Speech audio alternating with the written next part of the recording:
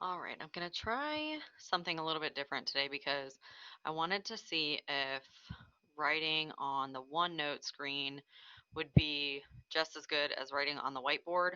But then if I write on the OneNote screen, I can save the notes that I write. So I'm going to try this out and hopefully it works out all right. So today, what I want to do is look at stuff from section 1.6, which is linear inequalities, and it also involves um, absolute value inequalities. So we're going to see a couple different types of inequalities. So we'll start with a basic linear inequality so we can kind of take a look at what this looks like, and then we'll go from there into the more complex, so that we'll just call this one basic linear. All right, oh, it's underlined, there we go. All right, so I'm just going to make one up and then we'll look at the steps for solving, which are basically going to be the same as the steps for solving linear equations. There's just going to be a minor difference here, and I'm going to demonstrate that in this example. So we'll say we have something like 5 times 3x plus 2 minus 10x. We'll do greater than or equal to, and let's do 6 times x minus 1 plus 4. So this is just a basic linear inequality. It looks very similar to the linear equations that we did in the last video, but the difference is this inequality symbol here. So when we solve, even though we follow the same steps for solving, once we get it solved, we're going to have to do some extra stuff. So I'm going to follow the same steps. We're going to distribute. We get 15x plus 10 minus 10x is still there, greater than or equal to. Distribute again. This is 6x minus 6, and the plus 4 is still there. Now, once all of that stuff is distributed, now we need to go back and combine like terms, which we do have several. I have 15x and minus 10x, which is going to combine to give me a 5x plus 10 greater than or equal to. On the other side, I combine negative 6 and 4. I get 6x minus 2. And now we're in pretty good shape to start getting things together and isolating. So what we're going to do now here is, instead of moving the variable to keep it positive, which is what we typically do when we're solving, or at least what I typically do whenever I'm solving, I'm going to always put my variables on the left-hand side in these basic ones. That means I'm subtracting 6x over to the left. Now, when I do that, I get a negative x plus 10 greater than or equal to negative 2. The reason why I want my variables to be on the left side instead of being on the right side like I normally would probably put it is because when you're reading inequalities, it's very important that they're read appropriately, which has to be from left to right. The inequality symbol is read from left to right, not from right to left. So if you are going to put your variables on the right, you would have to read it backwards, which a lot of people have trouble with. So we just solve that problem by always putting it on the left. That way we're always reading it appropriately. So this is a two-step linear inequality because I've got to isolate my variable, and there's two numbers in the way. So I'm going to subtract the 10 over. That gives me negative x greater than or equal to negative 12. And then in order to isolate, I'm going to have to divide both sides by negative 1. Now, here's where that extra little step comes into play that we didn't have to worry about when we were dealing with linear equations. When you multiply or divide an inequality by a negative number to isolate, only when you multiply or divide by a negative, you have to change the direction of the inequality symbol. this one was a greater than or equal to, it will become a less than or equal to. And then negative 12 divided by negative 1 is positive 12. So my final answer here is x is less than or equal to positive 12. From here, we are going to do our 2 extra steps. Now our 2 extra steps are to graph the solution on a number line. I wish that wasn't red. Can I make it black? Can I get rid of that? I can. All right, let's make it black. I don't like that. We're going to graph our solution on a number line. And then we're going to use the number line to write our solution in what's called interval notation. So on my number line, I'm going to put some points on there, and that's not very nice, but it is what it is. I just need to make sure that I have 12 on there. So 10, 11, 12, 13, 14, 15. And there's my number line. Let me get a different color. Let's use green. All right. So I've got x is less than or equal to positive 12. When you have an inequality symbol that is greater than or equal to or less than or equal to, you use a square bracket on that value. If you have an an inequality that has a strictly greater than or strictly less than, you use a round parenthesis on that value. So I'm going to use a square bracket because it's less than or equal to. And I want to make sure that the edges of my square bracket face the direction that my shading is going to be going. So in this case, my shading is going off to the left in the negative direction, which means that I have a square bracket. This is kind of hard to do on this tablet. Square bracket shading off to the left. So this is what the number line graph would look like. Now, what's nice about the number line graph is that it basically tells us what the interval notation is going to look like, and that's going to be part of our solution. So I want to point out really quickly that the number line is supposed to represent all values from negative infinity up to positive infinity and everything in between. And a lot of times whenever you're doing these, the infinities or one of the two of the infinities are going to be involved. In this case, because the shading goes all the way out to the left, negative infinity is the infinity value that's involved. As a rule, we are always going to put a round parenthesis when we use the infinities. So round parenthesis, negative infinity, comma, it goes up to 12, and we close it off with a square. Negative infinity on the left, comma to indicate the shading, and then we close it off on a positive 12 with a square bracket.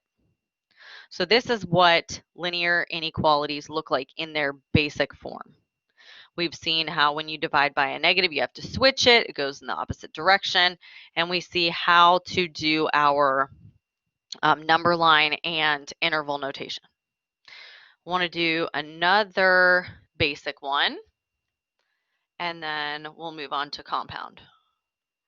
So let's say we had something like 3 times x plus 5 is, we'll do greater than,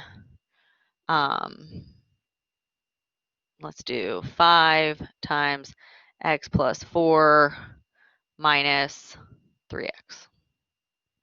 So we've got another linear inequality here, following kind of the same stuff that we did with the basic linear equations. We just want to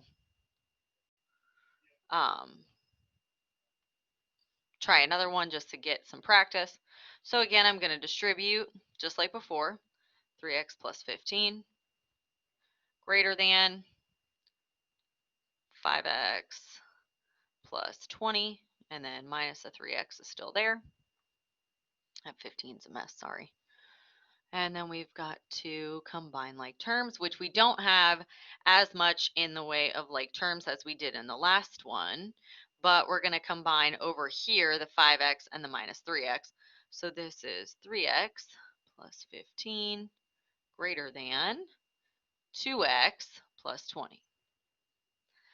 Now from here, we want to get all my variables on the same side. And again, I'm moving them over to the left. I like my variables on the left.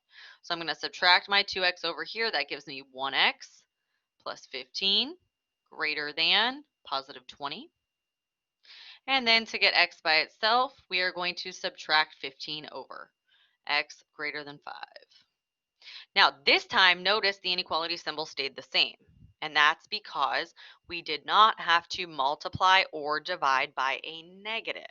The only way that the inequality is going to change directions is if you have to do multiplication or division by a negative. This one didn't happen, so we're in good shape. Once again, I want to add in a number line so that we can look at what this looks like graphed, and then from there we will use our interval notation. All right, so again, we need a number line that just contains 5. So we can do 3, 4, 5, 6, 7, 8. And now we're going to put this thing on here. Okay, strictly greater than means we use a round parenthesis. And this time, greater than means shading off to the right. So I'm going to use a round parenthesis facing the right. And try to get it a little better than mine on the 5 there. And then we're going to shade off to the right-hand side, which is all this stuff over here.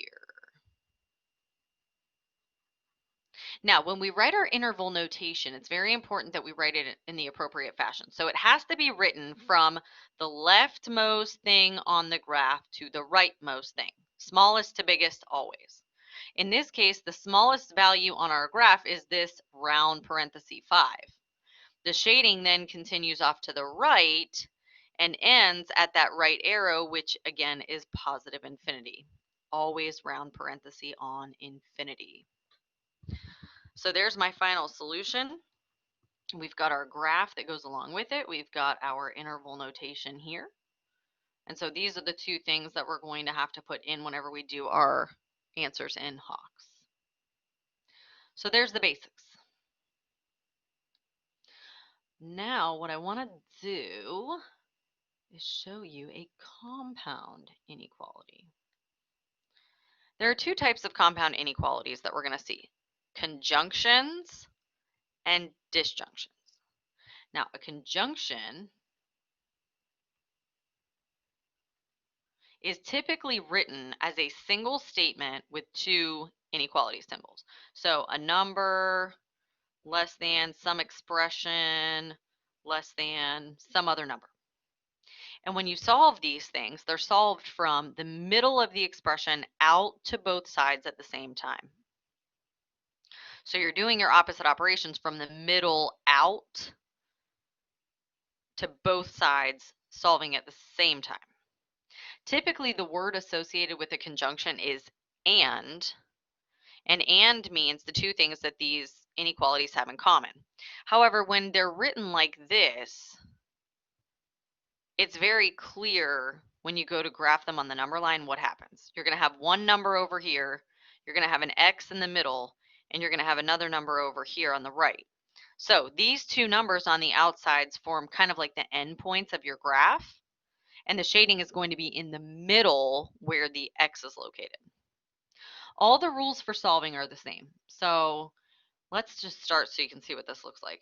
It looks something like -3 less than or equal to 2x plus 1 less than, let's do 8. I don't know. So now we can see our expression in the middle and our two numbers on the outsides. The inequality symbols are not the same type. We've got one that's a less than or equal to and one that's strictly less than. That's okay. It doesn't matter. That just means that this one would have a square bracket and this one over here on the right would have a round parenthesis. When we do our solving, we're going to solve from the inside out. So we're going to start in the middle and work our way out to both sides. If I start in the middle with my isolation, I would start with subtracting 1. And I want to subtract 1 on all sides so that I can get this 1 gone and solve both of these things at the same time. So -3 minus 1 more is -4, less than or equal to 2x, less than 7. From here, I'm still trying to isolate, so I want to divide both sides by, let's do a cool color like that. Divide both sides by, or all sides, I guess, by 2. And now negative 4 divided by 2 gives me negative 2, less than or equal to, x by itself, less than. 7 over 2 doesn't divide, so I'm leaving it as 7/2. I don't like to change it unless Hawks says it's okay to do decimals, and sometimes they do, sometimes they don't. So as general practice, I'd probably leave it as a fraction, but it will just kind of depend on what Hawks says they can do. Now, from here, again, I'm going to do my number line. And this time, I have to be aware of both of the values that have to go on here because this number line has to represent this inequality as a whole. So let's put on some points. And 7/2 is what? 3.5. So we have to at least go up to probably 4 to make this good. So let's do negative 3, negative 2, negative 1, 0, 1, 2, 3, 4, 5. That's good enough. And now we're going to put this thing on here. So we've got, let me get my other colors back, pink. All right, so on the negative 2, we're going to pair it up with this guy right here. It is a square bracket because less than or equal to. On the 7/2, we're going to put round because of this guy, the less than, but they're going to be facing in towards each other because in this conjunction, the x is in the middle, which means the shading is in the middle. So on negative 2, I'm going to have my square bracket. Well, that was pretty good. And on my 3.5, I'm going to put my round parenthesis facing inward, shading all in here. Now notice, even though I went a little bit too far, it's not supposed to go past those endings there that we see. But notice that it doesn't go out to the infinity. So no shading over here. None of this is involved. None of this is involved. All of that stuff is left blank. So we don't have to worry about going to infinity. If I start at the leftmost point of this shading, this inequality begins at negative 2, comma for the shading, it ends at 7/2 with a round parenthesis. These two values become kind of like end points, and the shading is in between. And that's pretty typical for these conjunctions. Now, the other type of inequality is, let me add a page here, called a disjunction. And for the disjunction, we're going to talk about disjunction. We're going to talk about or statements, and we're going to talk about and statements. These types are written separately and are separated by the words and or. Now, an or statement means both at the same time. An and statement means what they have in common. And it's very important that you distinguish between the two because their answers look very different from each other.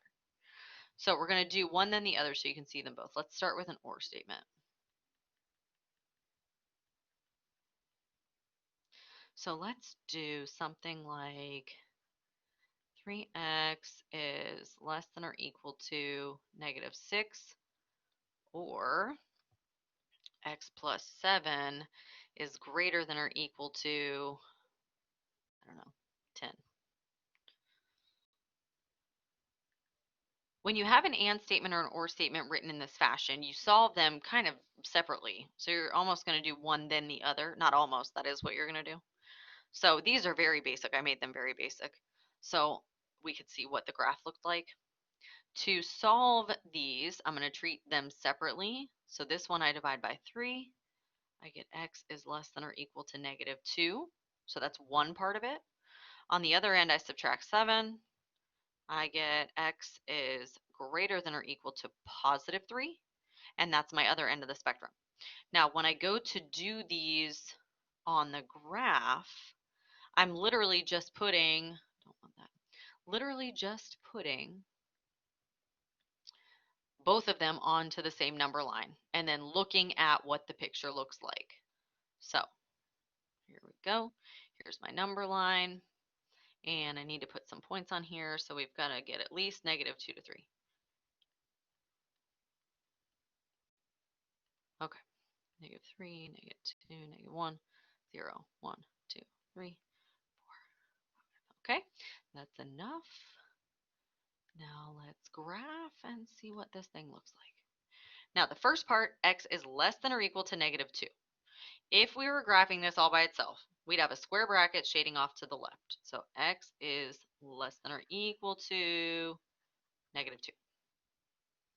On the other end of the spectrum, we have x is greater than or equal to 3. So that means square bracket on 3, shading off to the right. X is greater than or equal to 3. Notice how both of these two types of equations or inequalities go off towards opposite ends of the spectrum.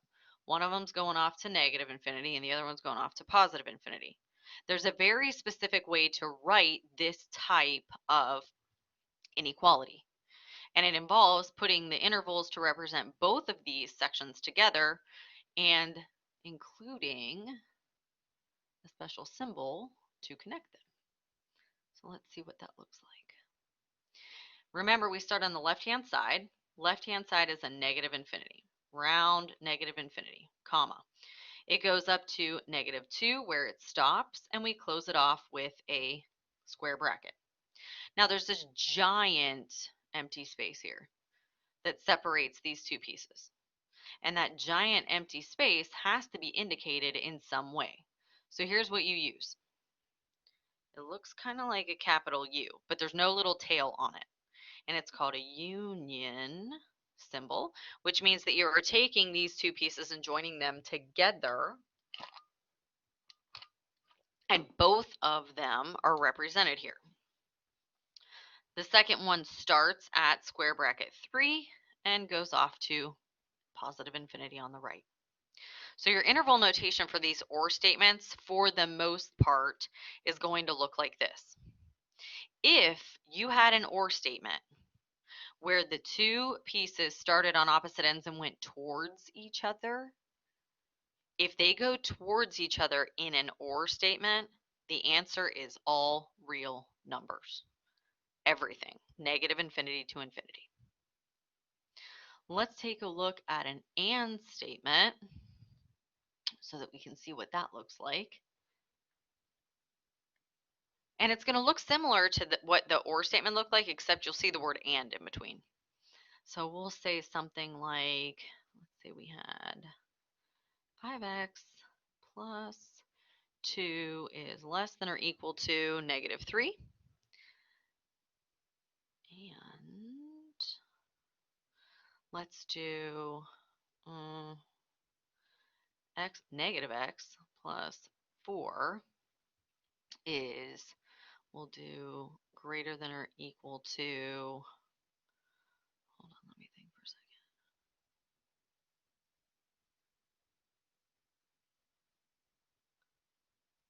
We'll do 9.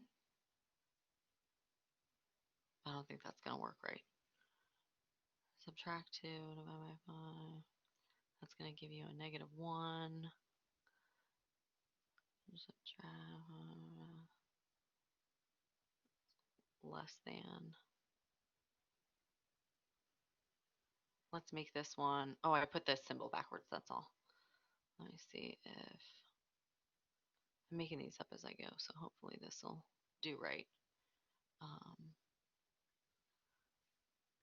If it doesn't, we'll just talk about what it means. All right, it's supposed to look like that, actually. Okay, so sorry about that. Let's go back here and pick up a green and we'll do it again. So just like with the disjunction or statements, if you have an and statement, you solve it completely separately as you go along. So we're going to do one, then the other. The difference is in how we're going to graph it and what we're going to be looking at. So if I start over here on the left, I subtract 2, I get 5x less than or equal to -5. And then I've got to divide both sides by 5. So I'm going to divide the 5 over, and I get x is less than or equal to -1. Again, the inequality symbol does not change directions because I did not multiply or divide by a negative. All right, same deal on the other side, except I have a different inequality. Still have to isolate. I'm going to subtract 4. That gives me -x is less than or equal to 5. And now to isolate, I do have to divide by a -1. When I divide by a -1, and this is why it was important that I changed the symbol, we have x is greater than or equal to -5.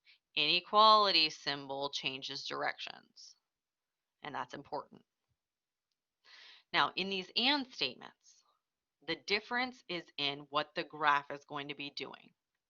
So in an and statement, what I mentioned when we very first did this here in this disjunction, or statements, you just put both on, look at both of them as a whole.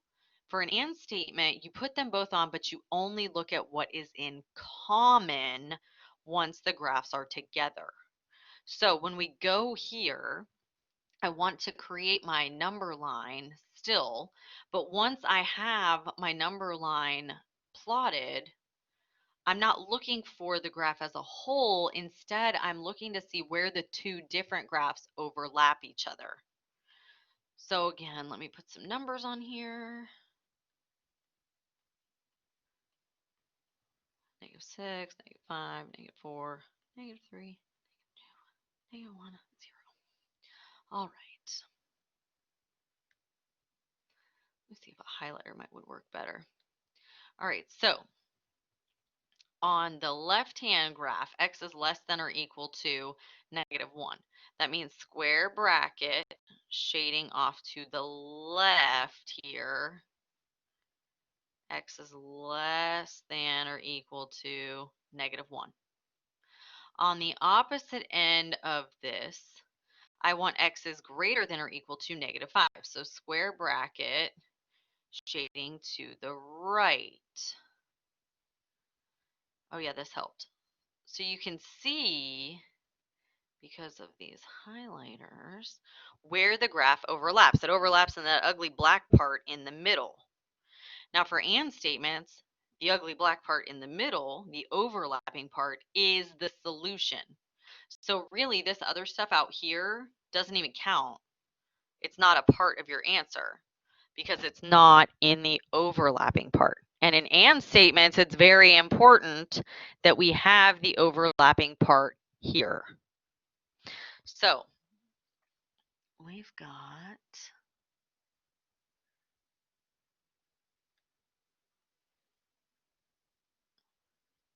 typically, and Hawks does this differently. Typically, we would ignore this stuff and we would just write it as -5, -1. But from what I understand, and I haven't seen this myself, but somebody mentioned this to me, so I'm thinking that this might be it. They want you to write them as the two separate pieces separated by another symbol. So if that's the case, this is what this is going to look like. -infinity up to -1, square bracket, intersection, square bracket, -5, infinity. I know that looks weird, and typically, like I said, this is what we end up doing. But because of the way that Hawks has this, and I guess they want to show that it was two separate statements and we're finding the intersection of them, this symbol is called the intersection of two sets. I haven't heard anybody else mention it, so I'm not sure if this absolutely has to be the way that you put it in, or if they'll accept this really is what it is. That's where the overlap is. This says the same thing, just in a more roundabout way. So those are the two types of compound inequalities: conjunction and disjunction. And in the disjunctions, again, you could have an and statement or an or statement. Now, let's talk about absolute value inequalities. absolute value inequalities are going to take the concept of absolute value equations and compound inequalities and smash them together into one concept. So you're going to solve them the way that you solve absolute value equations. You're going to write the interval the same way that you did for compound inequalities. So we're going to see both types. And it's very important that when you're doing these, you make sure that before you do anything else, you isolate your absolute value. For example, let's say we had -2 absolute value x plus 4 is greater than, I don't know, -10. So to begin with here, I've got an absolute value that has a coefficient in front of it. And that coefficient needs to be removed before we can do anything with the actual absolute value itself. So I'm going to start by dividing both sides by -2. What's very important to remember is when you divide a negative, the same rule applies for the symbol that applied before. If I have to multiply or divide by a negative, I have to make sure that I change the direction of the inequality symbol. So this is going to look like absolute value x plus 4 is less than +5. Now, important side note here, when you're dealing with less than, I'm going to change this so that I can write myself my little note. If you have an absolute value expression that is less than a negative number, you can automatically stop because there's no solution to this. There's no way to make it so that it is good. You can't have absolute values that are in the negatives because absolute values take things and make them 0 or more.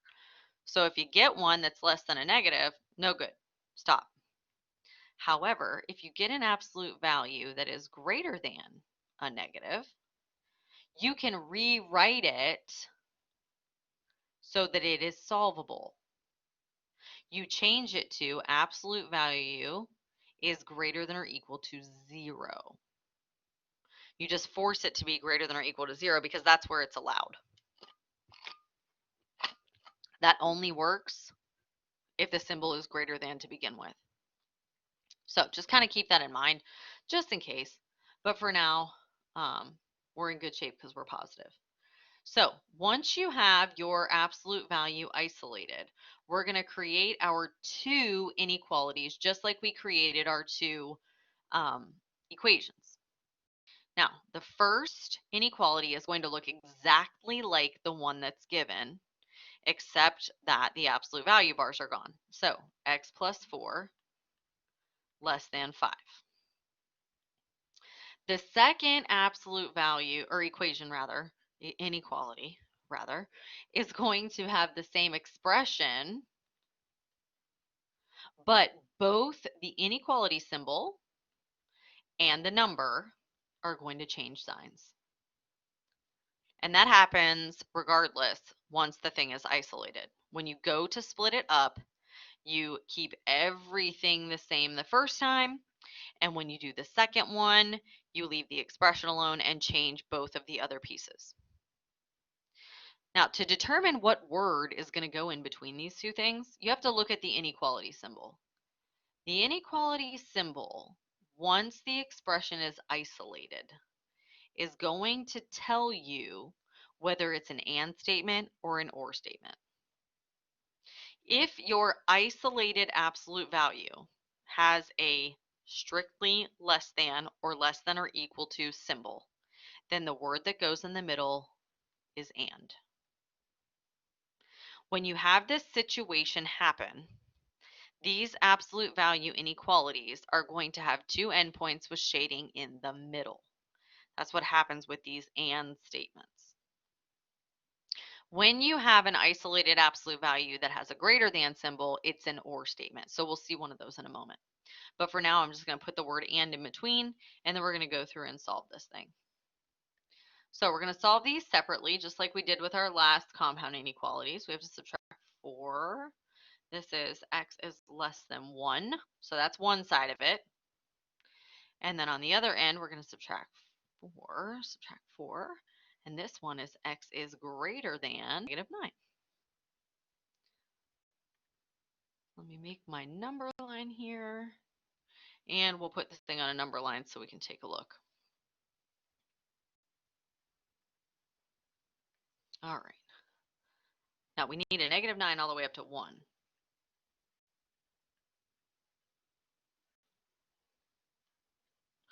All right, so it's -10, -9, -8, -7, 6, 5, 4, 3, 2, -0, 1, 2. I'm just being lazy, not filling that in, but it'll be all filled in whenever you're actually doing these. Just know it's all filled in. I just didn't want to write it.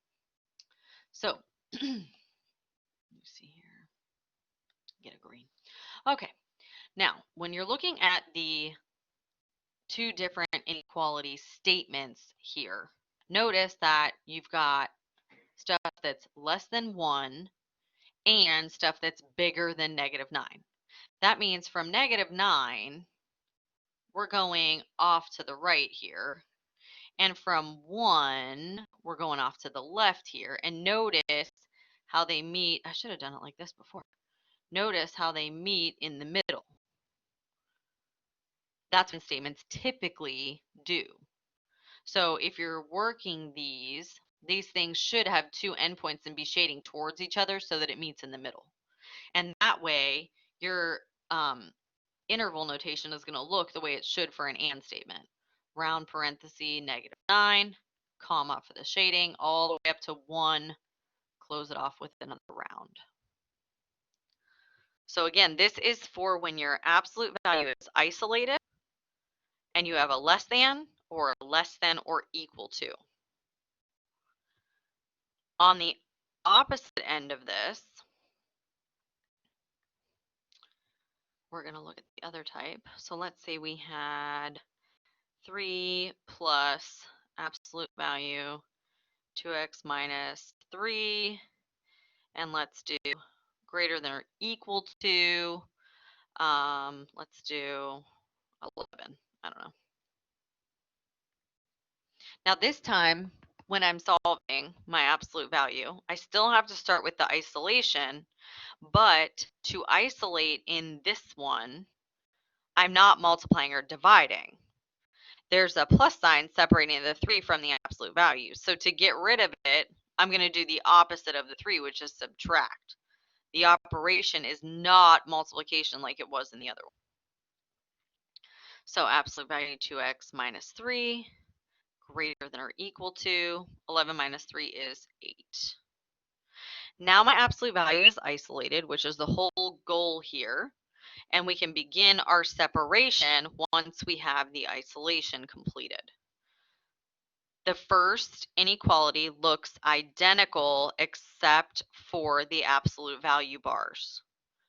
So I'm going to have 2x minus 3 greater than or equal to positive 8. The other one, the expression is the same, 2x minus 3, but the inequality symbol and the number on the value, or the sign on the value rather, change. Less than or equal to -8. Again, we go back to the isolated inequality symbol to determine whether it's an and statement or an or statement. If it's greater than or equal to, it is an or statement. So now we have it set up as our compound inequality. And once again, when we go to solve, we're going to solve them separately and then put them onto the number line. So for this one, I start off with adding 3. That's going to give me 2x greater than or equal to 11. And this one's not going to give me a nice number, but that's okay. This is x is greater than or equal to 11 halves. That can happen where you get a fraction, and that's okay. On the other side, I'm going to add 3. I get 2x less than or equal to -5. And then I'm going to divide both sides by 2, so I get x is less than or equal to -5 halves. Now for OR statements, what's typical for them is that they should have 2 endpoints and shade out towards the infinities. So we're hoping that that's what's going to happen here. And we're going to check it out on the number line so that we can see what exactly this is doing. Unfortunately, because these are fractions, they're not going to actually be on the number line themselves. So we're going to have to put them in between integers on the number line, which is fine. These are halves, so it's not terrible. So 11 halves means it goes up to 5.5, and this one's -2.5. So we'll go to -3, 0, 1, 2, 3, 4, 5, 6. Excuse me. I hope that wasn't too loud. I tried to cover the microphone. Now I lost my train of thought. I think I was at -3, -2, -1, 0, 1, 2, 3, 4, 5, 6. All right, so let's see what this thing looks like. For x is greater than or equal to 11 halves, we're looking at a square bracket on 5.5, which is about right here, but the shading's going off to the right towards infinity. And that's pretty typical. On the other side, x is less than or equal to -5 halves. So now we're down here at -2.5. Square bracket still. Shading off to the negative side. So this is pretty typical for what an OR statement looks like. Remember, they typically, I don't want to say should be, but most of the time they should be. It's typical that they're two kind of disconnected chunks on opposite ends of the number line. I don't know why I just clicked that or that. So we're going to write our interval notation, starting from the left, working our way off to the right. So round parenthesis, -infinity, comma for the shading. It stops here at -5 halves. And we close it off with a square bracket this time. Remember, for this giant gaping space that we have here, we're going to use a union. That represents all of this blank space. And then the last one starts at square bracket 11 halves. And it goes off to right off into the sunset to positive infinity, round. So that is all of the inequality stuff. We've got basic linear inequalities, the compound inequality types, and then we've got absolute value inequalities as well. So this kind of covers everything that is discussed in section 1.6, which was kind of a lot. In the next video, I'm going to discuss some factoring. And I've posted in Blackboard in the learning units, there's kind of like an overview sheet for factoring. So it's a good idea to have that so that you can kind of see it while I'm doing some of these examples, so that way at least you have an idea of what I'm talking about. So that's in the learning units, and you can pull that up and kind of watch along and follow the steps as we go. All right, well, thank you. I'll see you in just a couple minutes.